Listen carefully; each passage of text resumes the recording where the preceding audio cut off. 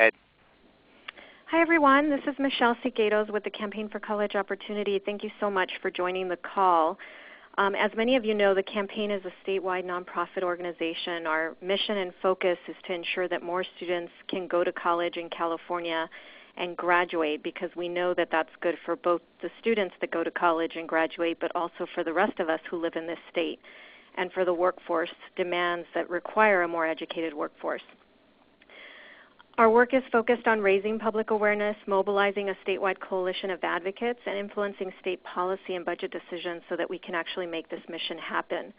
Today's webinar, as you all know, is focused on our new report, The State of Latinos in California Higher Education. There are close to 300 folks on this call, so I'm really excited that each of you understand the importance of today's conversation. As my daughter said when I told her how many folks had RSVP'd, she said, "Wow, why don't you all just meet in person?" So I told her how big and expansive California is and why we're doing it via conference call instead. So for the past few months, our research and policy analyst, Nadia Valiani, has been working very hard on this report. I'd like to really thank her for all her work and energy. I really also like to thank members of our Senior Faculty Advisory Board, which included experts in California as far away as Washington, D.C., who reviewed and provided valuable feedback. We're really proud to release this as part of our series on the state of higher education in California. We're going to have several more reports coming out later this year that include additional information on African Americans in higher ed, as well as performance on California in terms of college access, affordability, and success. Today I'm also really glad that I'm joined by two of our state's business leaders, Robert Lapsley, president of the California Business Roundtable, and one of the founding organizations of the Campaign for College Opportunity almost 10 years ago, and David Rattray, Vice President for Workforce and Education at the Los Angeles Chamber of Commerce. They'll be speaking to you in a few minutes. If you have any questions, you'll be able to type them directly into your chat box. And if you're on Twitter or Facebook, please feel free to share the report. Use the hashtags California Higher Ed, Latism, Latino EDU. And we're actually also looking forward to taking our first question from Twitter, so tweet us at our handle, which is @CollegeOp. So I'd like to start with the good news. As many of you who are looking at this report will find, the good news is that there's record numbers of Latinos that are graduating from high school and going to college. In fact, in 2012, surpassing all other ethnic groups according to research by the Pew Hispanic Trust. And surveys continue to confirm that Latinos have very high aspirations. Latino parents are very supportive of their children getting a college education. In fact, 92% of them believe that a college education is very important. But there is bad news, and this report highlights a lot of that data. Unfortunately, Latinos are less likely to enroll in a four-year university when they do go to college. They're less likely to attend a selective college, less likely to enroll full-time, and less likely to complete a certificate or a bachelor's degree.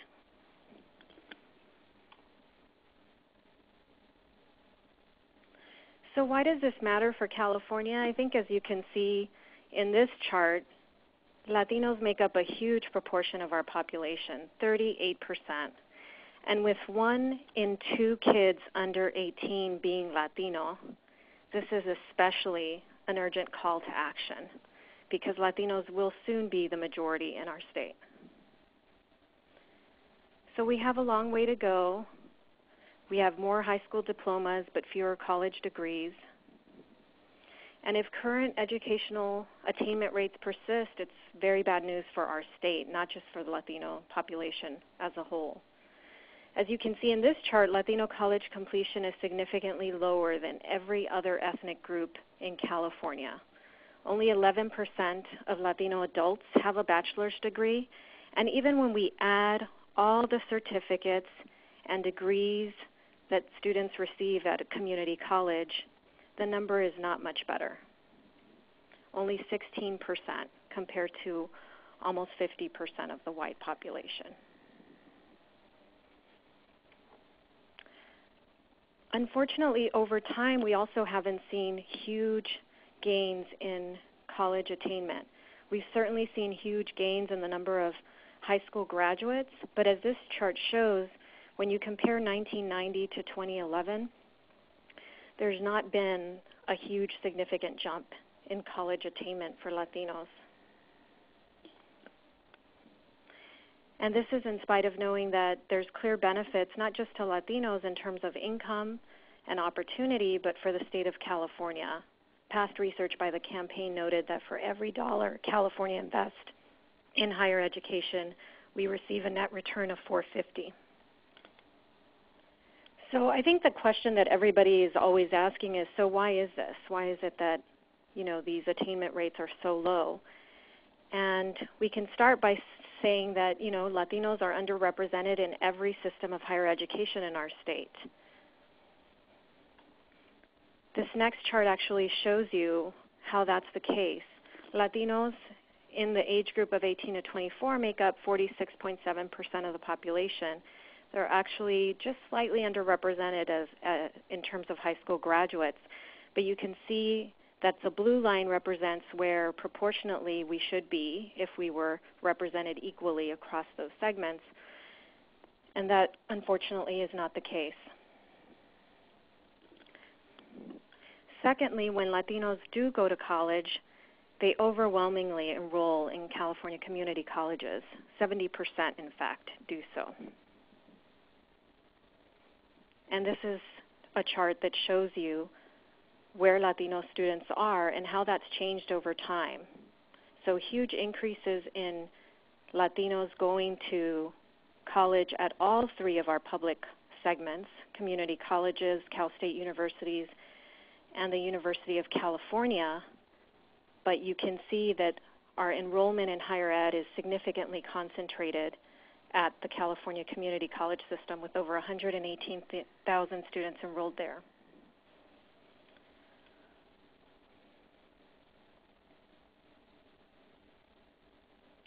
So as stated earlier, most students enrolled at community college. Only 3 in 10 Latino high school students complete the A through G requirements. Those are the requirements necessary for eligibility and entrance at the University of California and the Cal State system. So that's part of why students aren't attending those institutions in higher numbers. We also found that there's an information gap. There's research that makes it pretty clear that Latino students, even those that are doing well and graduating at the top of their class, are choosing not to attend or even apply for selective colleges and universities. Or if they do apply, they're not choosing to attend. In fact, one statistic that we found a little bit shocking is that 46% of Latinos who graduated from top-performing high schools enrolled in a California community college compared to only 27% of their white peers. We also know that obviously money matters, finances matter. The unfortunate reality is that sticker shock seems to affect our students even more than some other ethnic groups, who may not realize that financial aid or scholarships are available to them. Oftentimes they lack the guidance or counseling to access all the financial aid that is available.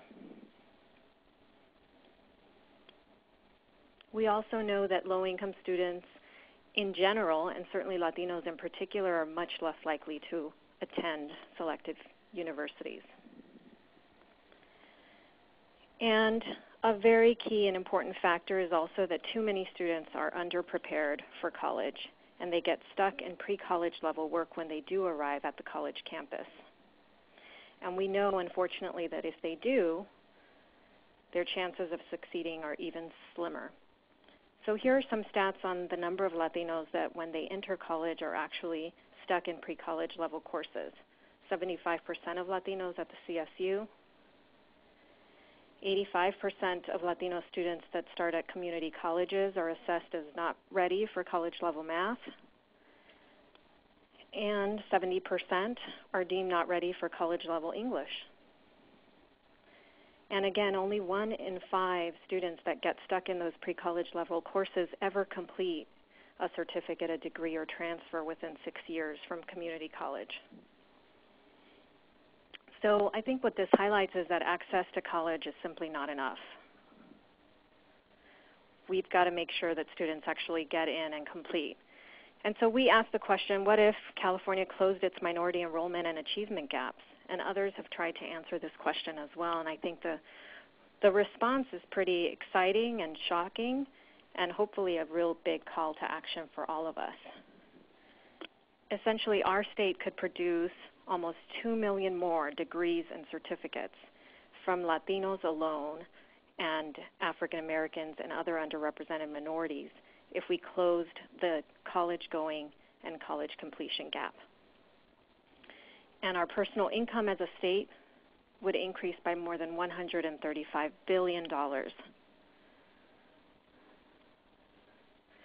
So I think it's very clear that we all stand to benefit by closing the gap. Whether you're Latino or not, it matters to each of us that live here in California.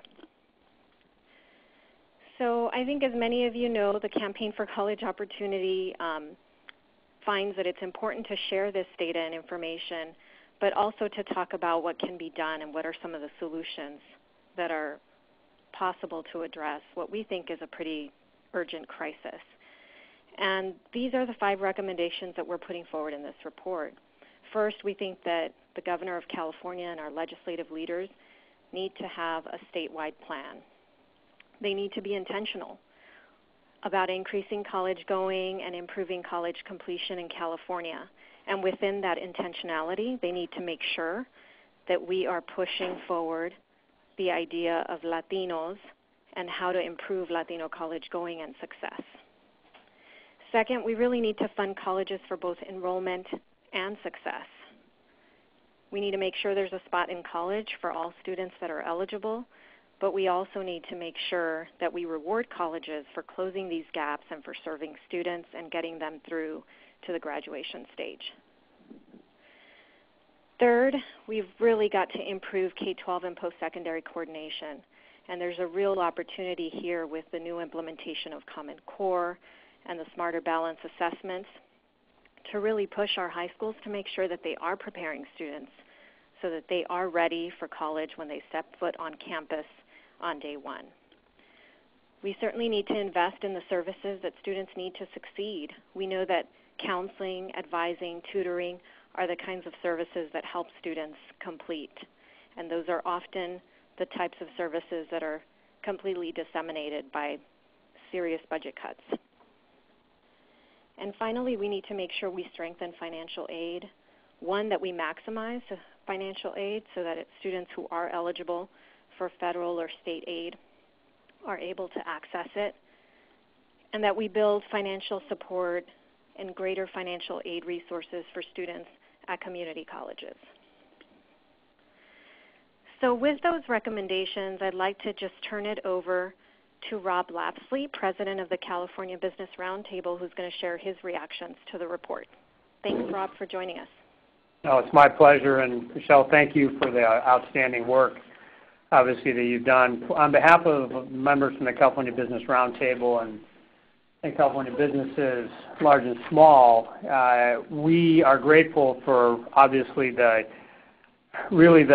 definition and the glimpse into the future, the work that you've just been provided with all of the incredible research. So our perspective is this. Obviously, to be able to meet the demands for California's workforce for the future, we see what the educational requirements are to be able to be prepared and most importantly, be successful. And currently, the challenges are not insurmountable, but the challenges are large. And for the first time with this work, there is now definition and, frankly, some pathways to be able to start to, from a public policy perspective, really go after how we do that.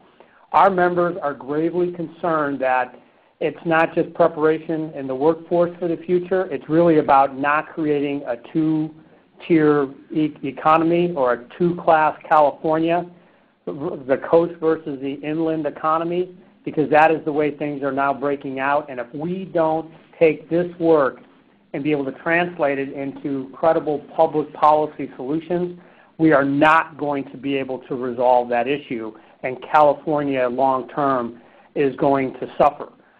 So we're a partner in that. That is the focus that we have and what we're trying to address.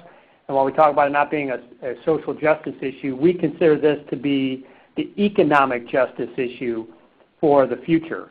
And we look forward to working with Michelle and others in trying to get at this. So thank you, Michelle, for all your work. Thank you, Rob. Appreciate that. Now we're going to hear from David Rattray, who is the Vice President of Education and Workforce Development at the Los Angeles Area Chamber of Commerce. Thanks, David. Thank you, Michelle. Can you hear me okay? Yep, you sound great. Okay. Well, first of all, I want to add to Rob's acknowledgement.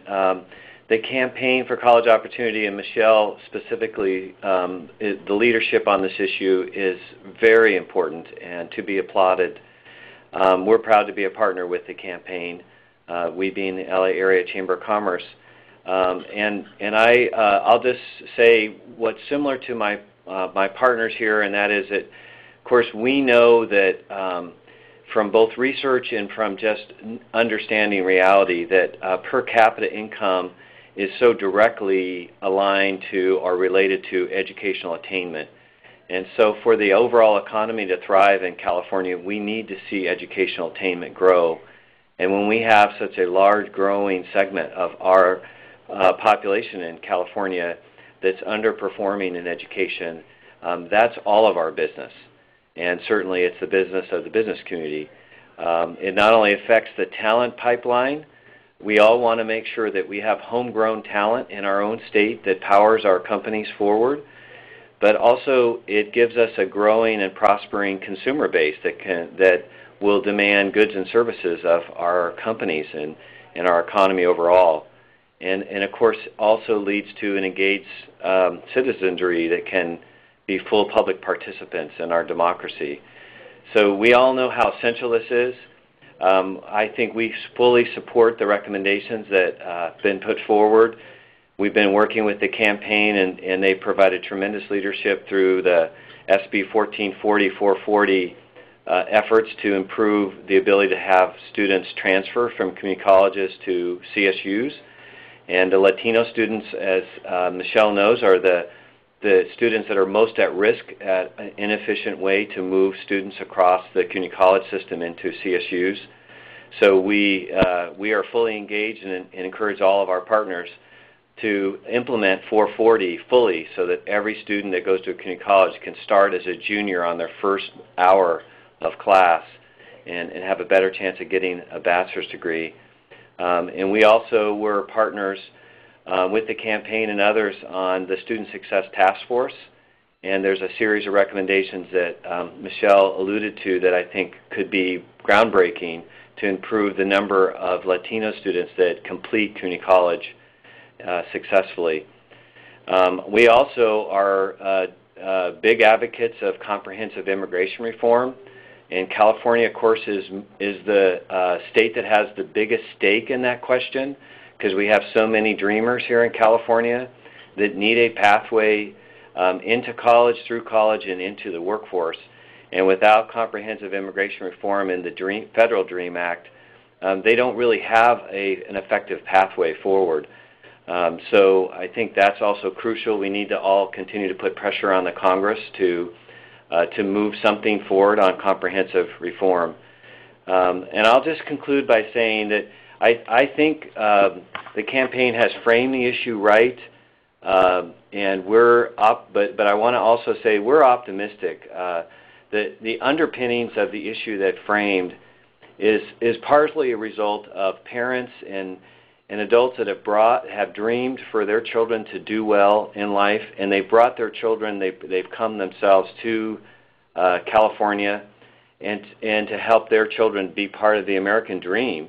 And it's really a challenge to all of us to take advantage of that inspiration and the strength of that, which is the same kind of strength that we benefited from 2 centuries of immigration, and make sure that those dreams are realized, both for our own self-interest and also to provide pathways for those young students. Thank you, David. Appreciate both you and Rob taking time today to talk about this important issue, and appreciate your partnership on the many, many years of work that we've embarked on to get this moving. Chris is going to come on and provide instructions for asking questions. We have over 300 people on this call, so this will be very interesting, but we, I think, tried to be brief on the presentation so that you could get the main findings from the report, and we could answer as many questions as possible.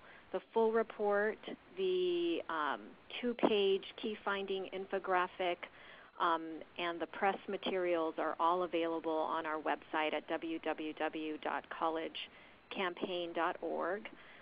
So Chris, do you want to provide directions for the Q&A? Certainly. Ladies and gentlemen, if you would like to register for a question by the telephone, please press the 1 followed by the 4 on your telephone keypad. You will hear a 3-tone prompt to acknowledge your request. If your question has been answered and would like to withdraw your registration, please press the 1 followed by the 3. As well, if you would like to ask a question, you may do so by using the chat feature, which is located in the lower left corner of your screen. One moment, please, for the first audio question.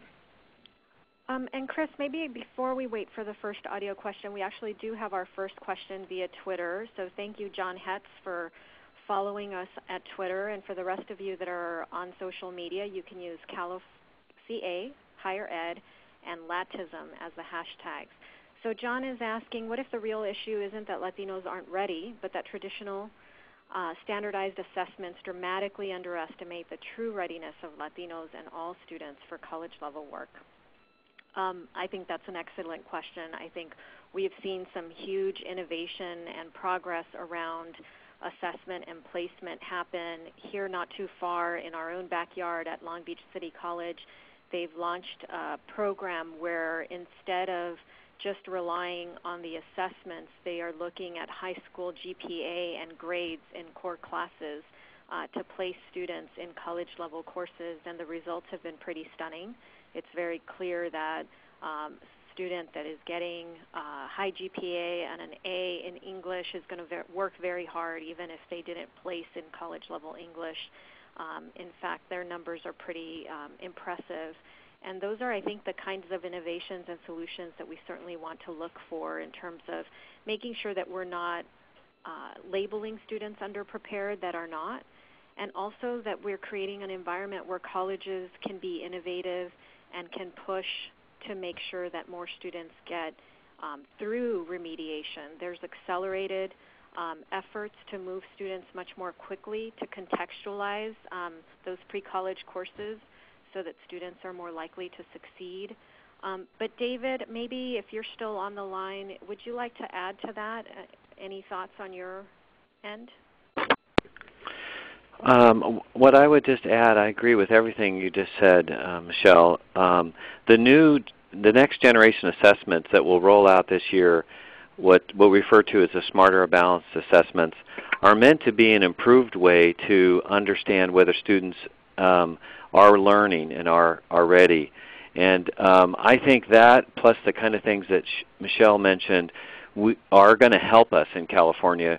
Our practice over the last decade of relying on multiple choice tests have become a very ineffective way, I think, or at least a very limited way of knowing whether or not a student is really understanding what they're being taught.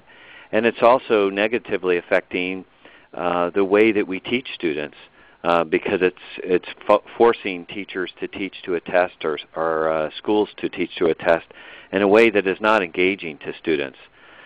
So we believe with the Common Core and the new assessments and some of the other innovations that we'll do a better job of engaging Latino students and also understanding their abilities to succeed. So David or Rob, one other question that's kind of related is from Norma Dominguez. She's asking, are there school districts or community college districts that are having more success? If so, what are those findings and are they scalable? David, I know you work a lot with local school districts. Well, but I wouldn't purport to be a statewide expert. There's so much great work going on in California. You named, of course, Long Beach, which I agree is doing some of the most innovative work of partnering a school district, Long Beach Unified, with a community college and a CSU, and really streamlining the ability of a student to move through systems rather than get stuck between systems.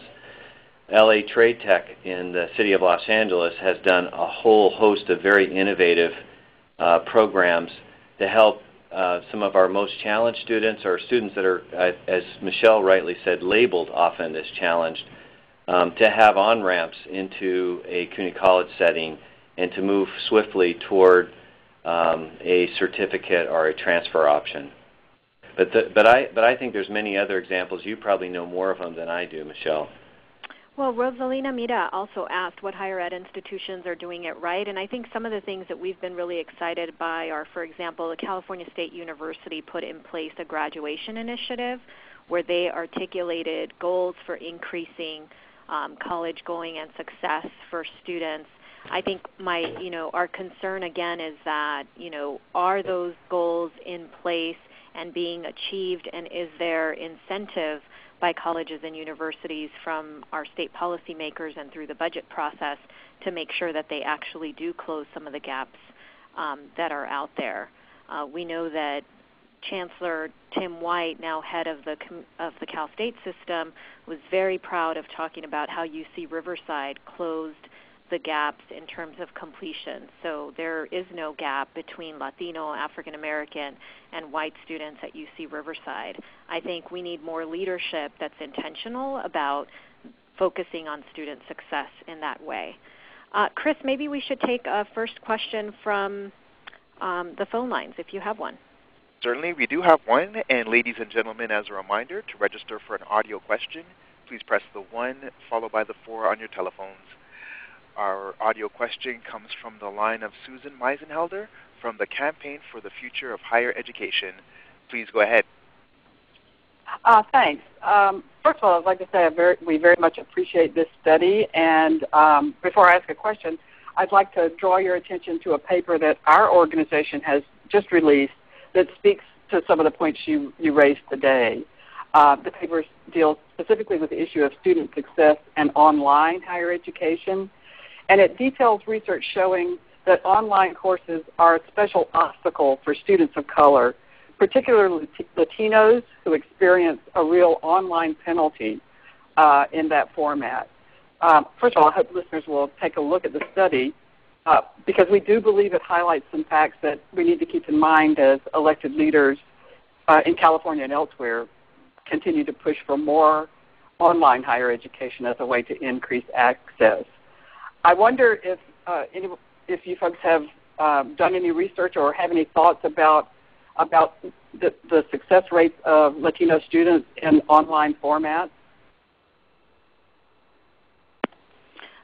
Thanks, Susan. We did not look at online issues at all, at least in this analysis of the report, and not sure if David or Rob want to add anything. I think, I appreciate you bringing up the point. I think it's a good thing, right, that our policymakers are looking at how do they expand access, and to the extent that online provides an opportunity for students to get courses that they need and to complete. I think those are good strategies, but I do worry that online course offerings, or only investing in online course offerings, is sort of seen as a panacea for a problem that's definitely much more complicated, and we certainly, it isn't the only solution, right, to some of these challenges.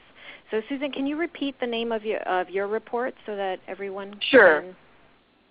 Go ahead. The title of the paper is The Promises of Online Higher Education, Access. And it's one of 3 papers on online higher education we just released on our website, which is at futureofhighered.org. And those 3 papers are under the working papers section of the website. I'll follow up with you and make sure I get you a copy as well. I'd love to talk with you more about it. Thank you. David, did you want to share anything, or Rob, do you want to say anything more about online? Well, this is David. I mean, first of all, I wouldn't purport to know any more about the statistics that you're asking about, Susan. But I do think that from the business community's point of view, a virtual environment is our reality. And students need to be able to, in the educational system, to reflect that and also leverage the strength of that. I think the quality question is one, and so that's a separate issue in my mind. But in terms of access, I wouldn't want the lack of access for Latinos to impede us from doing something that's otherwise going to help them succeed. So to me, we should double down on improving online access for our Latino population. We shouldn't slow down the online movement for that reason per se, as much as challenge ourselves to do what we need to do to make sure that there is equal access for any subset.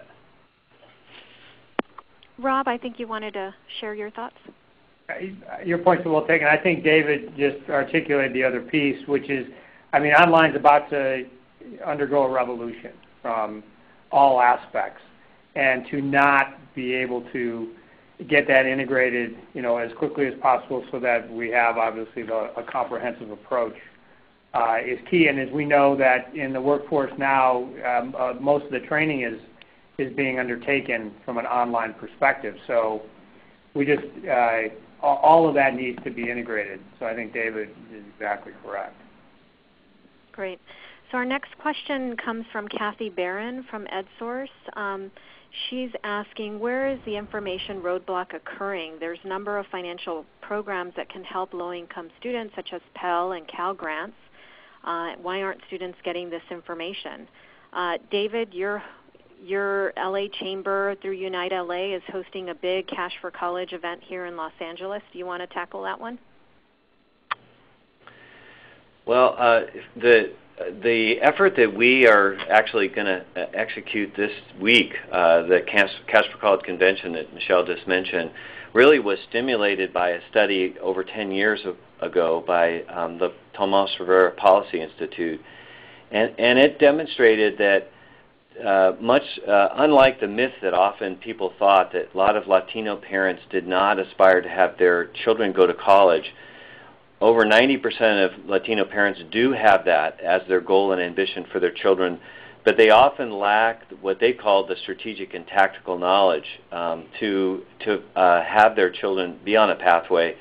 And one of the tactical pieces was filling out the FAFSA form. Just a very simple, in some ways straightforward pathway option, but unfortunately is not so simple. It's very complicated and difficult. And so we have endeavored to be a partner with the Student Aid Commission and others over the last decade and help young students, Latino and all students, fill out their FAFSA, knowing that so many students that qualify for federal financial aid and state financial aid don't get it because they don't know it's out there and they don't know how to fill out their FAFSA and how imperative it is for them to apply. So that to me is just a very specific tactical issue. The broader strategic issue is issues about understanding the importance of taking A to G and making sure that you're prepared so that you're eligible for college. And then finally, I'll just say that what we've learned in that study showed it is Latino families greatly overestimate the cost of college and underestimate the availability of financial aid. So we spend a lot of resources trying to debunk perceptions around what it costs to go to a public college in California and the kinds of financial aid that are available and that a student might be eligible for. And that has been amazingly successful. We've seen a tremendous number of young Latino families and students that then therefore believed they could go to college and did what they needed to do to get the financial aid that they were otherwise eligible for. Thanks, David. I think the only other thing I would add is that there are things that colleges can also do. So one part is certainly students and families getting more information and us doing a better job, right, as purveyors of aid to make sure that that information is out there. But the other thing is making sure that the kind of counseling and advising on college campuses is available so that students can complete the FAFSA. We know that too few students at community college, for example, and that's where most Latinos are going, complete the FAFSA and access other aid that they would be entitled to get. While they may be accessing the Board of Governor fee waiver, I think there's a huge misperception that somehow that's going to solve all the college costs. Well, if it's only covering your fees, that's not helpful if you need resources to cover your books. And we know that, regardless of whether you go to a community college or a four-year university, there are costs associated with living expenses and transportation that are necessary. So I think really making sure to maximize financial aid and expand financial aid for community college students. The Cal Grant B Award is a competitive Cal Grant. There is one awarded for every 17 eligible students at community college. It has not been expanded in decades. Senator Kevin De Leon introduced legislation that would have done so for the first time, and we're hopeful that he is going to reintroduce it in the new year. So I think I hope that as we talk about this report, it is about sort of what can students do, what information can they get, but also what is it that the colleges and the state can do in terms of policy setting that can help smooth this process over. Chris, do you want to put in another question? There are no questions on the phone lines at this time. However, ladies and gentlemen, if you would like to register for a phone question, please press the 1 followed by the 4. Thank you. So I have a lot of questions, I think, via the chat. Kevin Cook notes one of your recommendations was create a comprehensive statewide plan for higher education. This seems pretty general. What specific policy changes would you make to the master plan to increase Latino completion rates without sacrificing access? And along those lines, Marisa Urias also wrote, I agree with the recommendation of developing a statewide plan. Is there a chance that funding for community colleges be shifted away from K-12? In doing so, would it help foster economic support for community colleges? So I'll start off, Kevin. We agree it's a general recommendation at this point, but I think what we are hopeful for is that there is a specific goal setting around college going and attainment rates that would be broken down by race to really close what we think is an important attainment gap that obviously is documented in this report. I think we would demand that, given voter support for Prop 30 and funding for higher education, that we make sure that we continue to provide access for all eligible students, but we have to make sure that whatever statewide plan is put in place, that there's real rewards and incentives for colleges to not just receive students, but also to get them through. I think what we're seeing is that, our campuses are welcoming students, but unfortunately they're dropping off.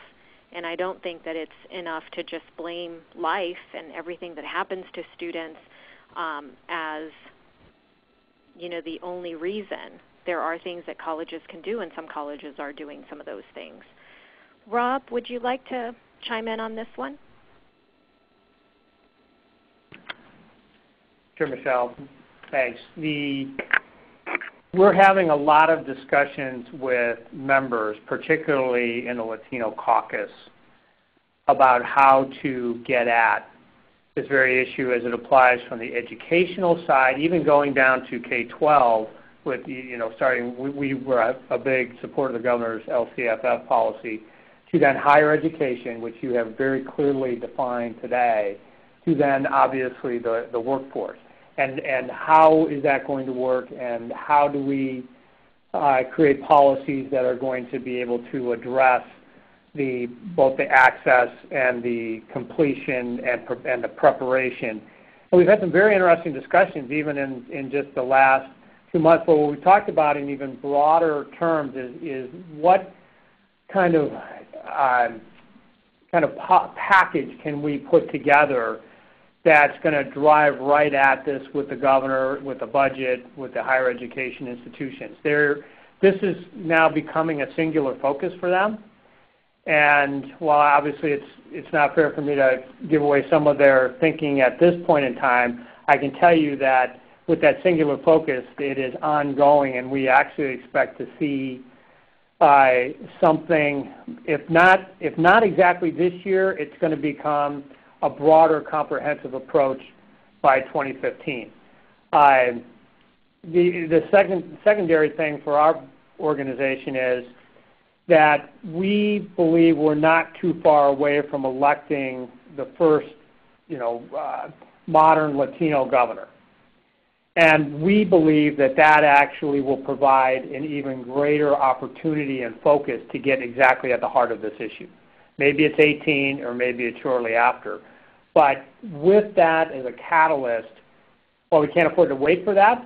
Obviously, we are now focused on it now, but we look at that piece as well as the population is starting to engage on a voting basis, how that will also impact the public policy perspective. So we're trying to keep a broad perspective on looking about how we go at this strategically, but we are directly engaged on that right now. Thank you, Rob. So Diana Tapia Wright asked the following question, and I'm glad she did. She asked, have you looked at closing the gaps by 2015? It was adopted in October 2000 by the Texas Higher Education Coordinating Board with strong support from the state's educational, business, and political communities. The plan is directed at closing educational gaps in Texas as well as between Texas and other states. It has 4 goals to close the gaps in student participation, student success, excellence, and research.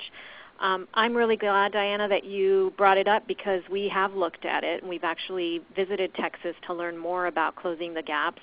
And I think it speaks to exactly what's missing in California, that we need to have a very intentional plan for increasing participation, preparation, and completion of students in higher ed. And Texas was very aggressive about articulating goals and articulating those goals college by college. So every Texas community college and university has outlined how many more additional Latino and African American students they need to enroll and graduate.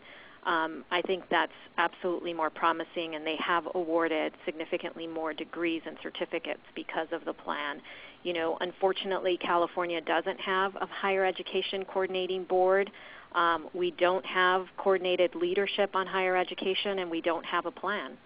So I think that's part of what's so instrumental in terms of moving some of this work forward. David, do you want to add more? You've been part of the review of the master plan on many occasions. Well, I would just reinforce what you said, Michelle. The question is a good question you got earlier, which is, what do you mean when you say a plan? But by the same token, I would come back to what you just said. Having a plan in some ways is more important than your plan versus my plan versus someone else's plan. We are sort of going too much on autopilot on some of these things. One could say the persisting plan we have is a master plan, but one would not normally say that a plan that was developed by heroic leaders in 1960 is what we should defer to slavishly in 2013-14. So we're ripe for a plan, and I think the beginning of that plan is what you said. You have to have goals. Before you can even say you have a strategy to do something better, you ought to have a goal or a target of what you're trying to achieve. And if we do nothing more in this next year but get more specific about what our goals are for Latino students to enter and succeed in our post-secondary world, that would be a fabulous starting point. And I'm sure if we did it with real sincerity, it would demand of us to start to talk about how we're going to get there. And that would be a very healthy dialogue for California. I'll add one more thing, not to make the life even more complicated, but the Latino achievement gap starts at birth. Some of you know, the Hart and Risley study shows that the word gap for students, young children between 10 months and 36 months is already huge. 525 words for a child in poverty versus 1,116 words for children of a professional family. So we have an achievement gap that starts at birth and proceeds all the way through higher ed, and we need to attack it at every level. Thanks, David. Chris, do you have any other questions queued up? Yes, we do have 2 in the queue. Our first question on the phones comes from the line of Deborah Ortiz from the Los Rios Community College District. Please go ahead. Thank you. I just want to acknowledge that the 5 recommendations are pretty consistent, and unfortunately they've been sort of the same recommendations that we've all looked at in terms of policy making for over a decade. So I really am optimistic about sort of what our common sense recommendations being implemented into action plans. So I commend you calling upon the Latino caucus to be a core to this. And I often wonder where that champion consistency is going to be, and hopefully with the 12 years term limits, it's going to provide some consistency in this policy area. One of the things that I'm a little bit, I'd like you to dig a little deeper on, and it goes to the financial strength and financial support options for students, is Cal Grant B, the competitive grant, and perhaps explain why that has not been able to be successful, since it is not likely to be a huge cost item. And I know when the Cal Grant entitlement legislation was enacted, it was sort of not anticipated to ever be met at the cap. So if you could dig a little deeper on the capitated or the competitive Cal Grant B, and perhaps give me some insight as to why it politically wasn't viable when De Leon carried the bill this year. Thank you, Deborah, and thank you, I should say, Senator Deborah Ortiz, for your leadership on Cal Grant. So you probably could definitely contribute a lot to this conversation. I should also share that I wear another hat. In addition to being the executive director here at the Campaign for College Opportunity, I serve on the California Student Aid Commission, and I think one of the things that has been a primary focus for me in my tenure of service over the past 2 years has been how to increase access to Cal Grant, delivery of Cal Grant to eligible students. We found that too many students that were awarded the Cal Grant never took it, and so really trying to ensure that we increase the uptake of the competitive Cal Grant. Senator De Leon's bill was vetoed by the governor. We saw in the veto message that he was concerned about a technicality in the wording that would impact Prop 98. I'm assured that if that technicality is fixed, that I think the governor is receptive to signing it, and I believe Senator De Leon is going to reintroduce it in January. But I think the larger question that you're asking is why it's been flat is a good one. Obviously, over the course of the last few years, with the huge cuts to financial aid and the huge cuts to higher ed, the huge increases in tuition and fees have increased the cost of Cal Grants, because Cal Grants match UC and CSU tuition. So there actually was a move a couple years ago to even cut Cal Grant eligibility, which thankfully did not occur, and because it was championed by the legislature, and I would like to say also by us in the Student Aid Commission, I think now is an opportunity with additional resources for us to really champion aid. I'm concerned that there are very real issues around counseling and advising at community colleges where they're understaffed and under-resourced in terms of financial aid counselors. We've got to figure out a way to increase, maximizing and getting students the aid they need, because we know that aid is a key indicator that can help students actually succeed. So I think that's an important conversation. Senator Ortiz, thanks for bringing it up.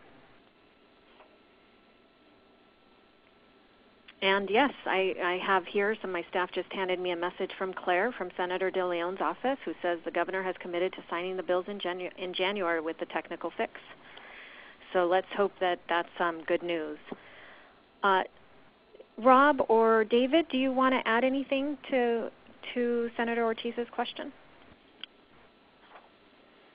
Okay. We have another question, Chris, I think you said. Thank you, Senator. You're welcome. Actually, the other person has disconnected their line. Okay. So there are no further questions on the phone.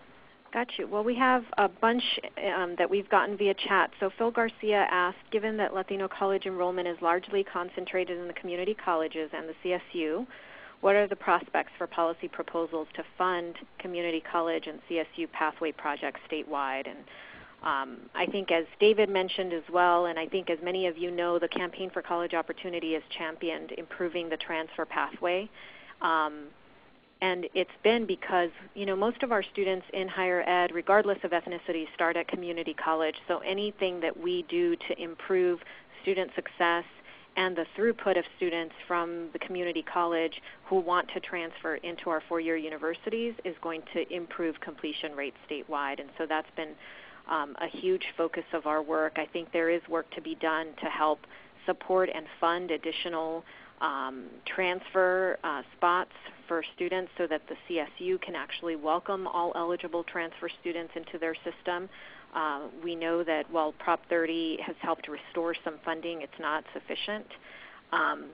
But again, I think the idea of this statewide plan and articulating some clear goals and holding colleges and universities accountable for reaching them can help spur, I think, better coordination between our higher education segments.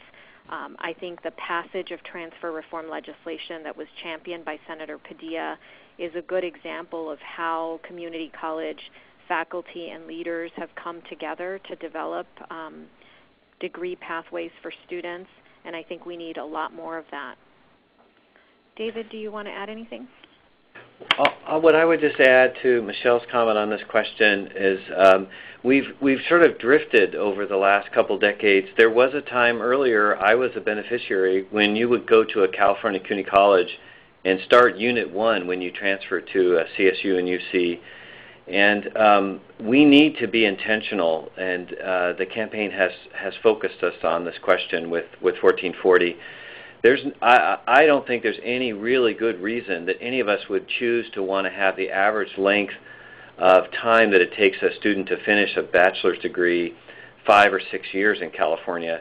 It's certainly not a good use of our resources, and it's not good for the students. So this is such a good opportunity for us to really get smart in California and give more kids an opportunity for success with the same investment. So I would extend that to concurrent enrollment. We need to get beyond, I think, our almost trauma that we experienced with a few inappropriate double dipping of high school, of K-12 and community colleges, and over adjusting so that we don't allow any kind of creative and thoughtful concurrent enrollment. And if you take concurrent enrollment and the transfer and then bring in also the UC, we have the opportunity to work with the governor and the Department of Finance and to provide more opportunity without necessarily spending more resources. Then on top of that, if we spend more resources, that just means there's that many more young people that are going to complete, especially Latino students. Right. Thank you, David. So we have a couple questions related to one of the recommendations. So Kathy Barron asked, one of your recommendations is for outcomes-based funding. How would that work? Kevin Cook also adds, there's significant pushback from faculty and administrators at the UC and CSU systems with regard to tying funding to performance measures like graduation rates. Have you been able to incorporate faculty concerns into developing a framework for how you would hold colleges accountable for graduating more Latino students? I'll just start by saying that I think Kevin is right that there has to be some coordination of faculty and higher ed leadership along with the business community and civil rights leaders and others who care about improving college completion statewide to come up with something that works. I think when folks think of outcomes-based or performance-based funding, there's a huge misperception that we're talking about funding colleges just based on outcomes. That's not what we're suggesting. We just think that there should be some reward for colleges based on improving outcomes, and there should be some flexibility and given to them, given the huge amount of rules and regulations that they have to abide by, to improve outcomes for students. And right now there's no incentive. Right now we only fund colleges and universities based on enrollment. At the community college level, it's only based on third week of enrollment. What we're saying is we should fund as much as possible to make sure every eligible student has a spot, but we should also reward colleges for doing what we want them to do, which is to improve the completion rate and the throughput of students. So there are over 30 states across the country that have implemented some model of funding to reward colleges and universities for outcomes. Tennessee has an approach where they've created a formula that rewards colleges for closing the gap for serving underrepresented minorities and then closing the graduation gap for them. There's several examples. I don't know that any one of them is the one that California should take on, but I think that our leaders need to be more courageous about looking and exploring options that would give colleges the right message. And that right message is that enrollment matters, but so does success. David or Rob, do you want to add anything? No, you said it great. Yeah, I agree. We appreciate the opportunity to be here today, and I think that's a very good summation at this point. So thank you. Chris, are there any other questions queued up? There are no questions on the phone lines at this time. Great. So another question from Rosalina Mita is, are Latinas faring better? And Rosalina, in this report we did not go deep into analyzing differences by gender, but I think you're right in pointing out that there are differences by gender. We know that college-going rates are typically higher for Latinas and African American women as well, and college completion rates tend to be higher as well. We are looking at doing an addendum to the report that would provide an analysis by gender, so we'll keep you posted on that. Another question that I think several questions have asked, what are some examples of institutions that are doing best practices or support services for students to get them through? So Miguel Molina asked, what about best practices in the community colleges like the Puente Project? Are they being discussed?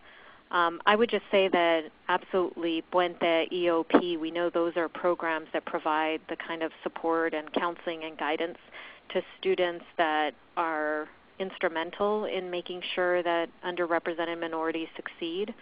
I think the challenge, in my view, is how do you scale those efforts? How do you make sure that the things that work in Puente and EOP are actually integrated across the campus, so that not just a few hundred students who are lucky to be part of those programs get to benefit from them? David, do you know of other examples or other thoughts to that question? I don't really have anything else to add. And Michelle, I do need to excuse myself, but if you'll be okay with that. Thank you so much for allowing me to participate. No, thank you for joining. And we're nearing the end. We'll share some concluding remarks and try and answer a couple more questions if we can. Rob, do you need to step away soon? I apologize. I'm exactly the same boat as David, jumping at 11 o'clock. So that's why we appreciate the excellent job and the research, and look forward to working with you as we move forward, and let us know what we can do. Thank you. Well, then I think it's a good opportunity to offer some closing remarks and tell you where you can find the report online. So on your screen you can visit our website, and for all of those of you that are interested, the report is also available in Spanish. In closing, I really want to thank both Rob and David for taking the time today, but I think more importantly than their time this morning is their advocacy and work and care about this issue every day as they carry forward their work in representing the business community and the business interest. You know, I just want to reiterate that while there's good news here, Latinos have a strong willingness and desire to go to college and are doing so in record numbers. You know, the bad news is that too few are earning a certificate and college degree. And my hope is that the story of this report isn't just an acknowledgement of the challenges facing our students and their under-preparation for college, because the real solution, I believe, does not lie in blaming students, but in our state leaders, our college leaders, and our high school leaders being more intentional about facing the challenges and doing their part to improve outcomes for Latino students. I hope that each of you will, on this call, will join the Campaign for College Opportunity in this call to action. I hope you'll contact Governor Brown and your local state senator and assembly member, that you will share the report and its recommendations with them, that you'll find out what your local community college board of trustees and leaders are doing to better serve Latino students, that you'll ask what your school board is doing to better prepare Latino students for college, and then demand that they stop making excuses and start working on solutions. That's what we're all doing at the Campaign for College Opportunity. Whether you're Latino or not, we all stand to benefit by increasing Latino college completion rates in California. So thank you so much for joining us on this call, and to all our friends on Facebook and Twitter, thanks for sharing it far and wide using the hashtags California Higher Ed and Latism. And with that, thank you, and we hope to be in touch soon.